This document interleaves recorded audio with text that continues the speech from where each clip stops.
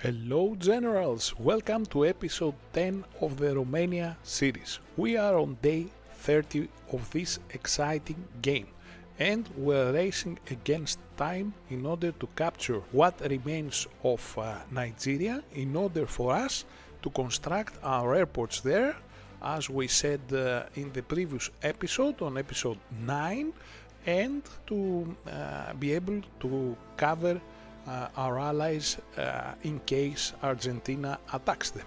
For this reason, I'm capturing all those islands off the coast of West Africa and any other islands there are, when at the same time my allies, remember on episode 9 we talked about the first aircraft carrier of Ukraine, they are about together with Belarus to start their operation against Australia and the Pacific.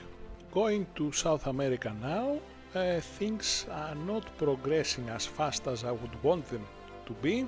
So Argentina is in total control almost of Venezuela, and this is the reason why I'm capturing those islands in the Atlantic, and I have instructed also the UK to capture what is Spain right now, in order for us to have total control of continental Europe and be able to defend against a potential invasion from Argentina. Before we move on, please remember to subscribe to our channel so you don't miss out on any of our new videos, and if you hit that like button it would be much appreciated. And we are now on day 30, and since I set waypoints to my units without me being online and without having my UAVs first, let's say, scouting the area, I suffered my first loss in this game. By the way, it was a National Guard unit. In Central Africa now, and what used to be Democratic Republic of Congo, we have a race with Namibia. Namibia seems to be very competitive when it comes to territories and provinces. He's capturing a lot of provinces. This makes me worry now, and to tell you the truth, at this stage I could not decide who should I attack first, Chad or Namibia. So I'm just letting time pass for me to finish with Nigeria first, and then decide who should I start my attacks from.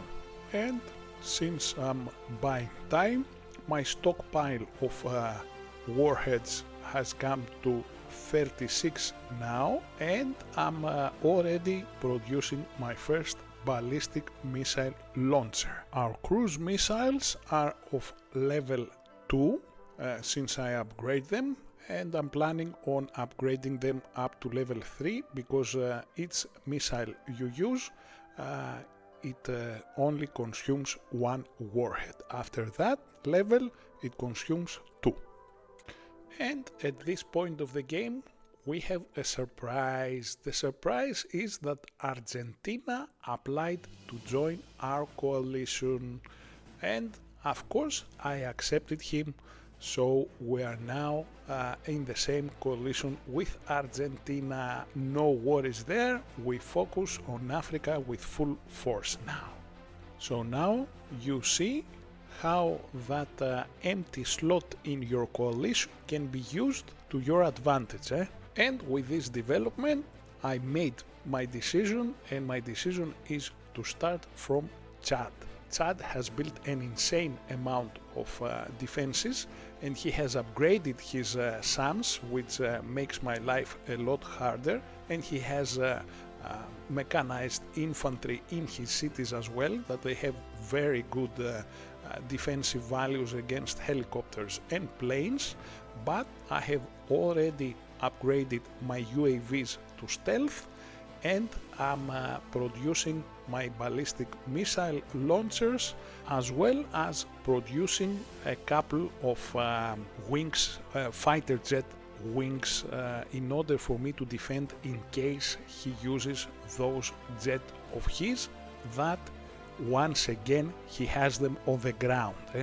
Since he's such a strong opponent defensively, I have to be very well prepared before I attack him. So, first of all, as you can see, I have at least a couple of SAMs based in the what used to be Libyan province, that now I have an airport there, an airfield.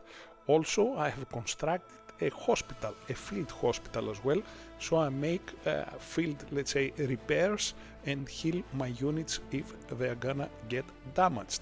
I have a second airport to his east. I'm using my jets, I'm planning on using the jets, and I'm scouting all the time with my UAVs to see if he's going to move his units.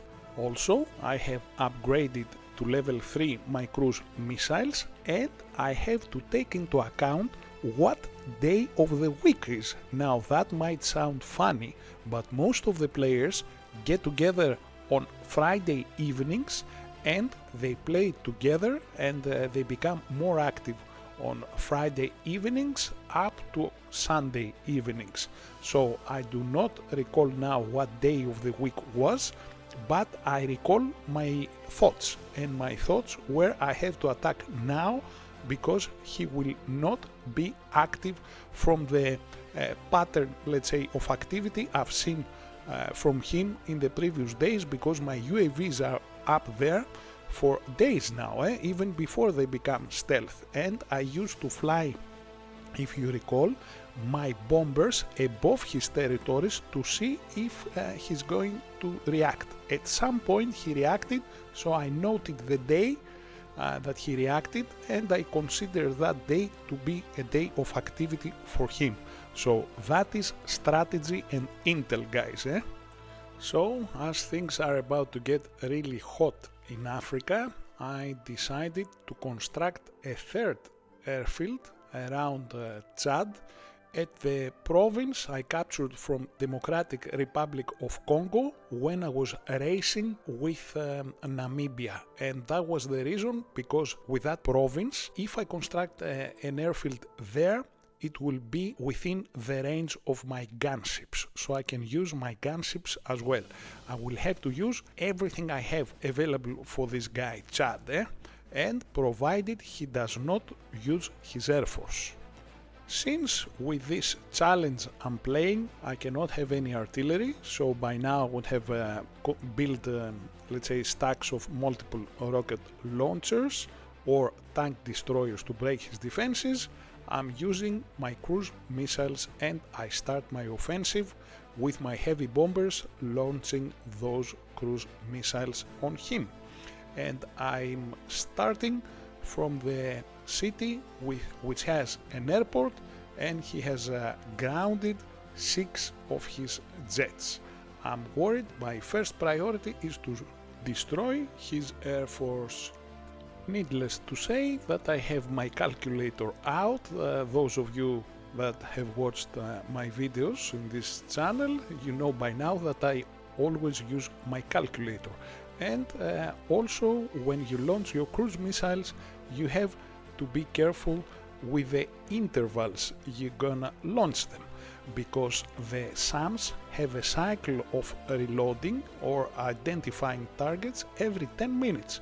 So the first wave will be destroyed probably from your cruise missiles, and then you have to launch a second wave that it will be within that window of opportunity, let's say, before the SAMs reload and attack your second wave. Another thing worth noting is the return flight path of your air assets after they execute your attack order.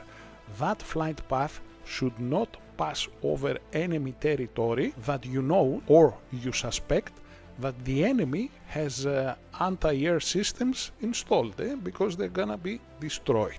But we ran out of time for this episode as well. Please remember to subscribe to our channel so you don't miss out on any of our new videos, and if you hit that like button, it would be much appreciated. I will catch you in the next episode. Bye for now.